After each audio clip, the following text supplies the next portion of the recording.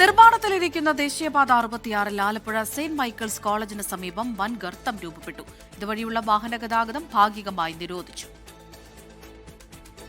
നിർമ്മാണവുമായിട്ട് ബന്ധപ്പെട്ടുള്ള ആൾക്കാർ ഇവിടെ വന്നിട്ടുണ്ട്. ഇത്രയും നേരം ആൾക്കാർ ഇവിടെ തടിച്ചുകൂടിയിരിക്കുകയായിരുന്നു. ഈ കുഴി ഇത്രയും വലിയ കുഴി രൂപപ്പെട്ടതിൻ്റെ അടിസ്ഥാനത്തിൽ ആൾക്കാർ തടിച്ചുകൂടി. ഇപ്പോൾ എത്രയും പെട്ടെന്ന് തന്നെ മറ്റ് സ്ഥലങ്ങളിൽ നിന്ന് വണ്ടി ഈ ഭാഗത്തേക്ക് വരാതിരിക്കാനായിട്ട് ബ്ലോക്ക് ചെയ്യണമെന്ന് പറഞ്ഞപ്പോൾ അബി ഫില്ലിംഗ് കരയുക പോലത്തെ അവർ പറയണത് ഇപ്പം ഇത് ഫില്ല് ചെയ്യും, വേറെ പ്രശ്നമില്ലെന്നാണ് പറയണത്. ഇത് നേരം വെളുത്ത് ഇത് പകല് ഇത് എന്താണ് സംഭവിച്ചതെന്ന് ചെക്ക് ചെയ്തതിന് ശേഷം മാത്രമേ ഇത് ഫില്ല് ചെയ്യാവുള്ളൂ. അതല്ലാതെ ഫില്ല് ചെയ്താൽ ഇനിയും അതേപോലെയുള്ള അപകടങ്ങൾ ഉണ്ടാകാൻ സാധ്യതയുണ്ട്. ഇത് ആവർത്തിക്കാൻ സാധ്യതയുണ്ട്.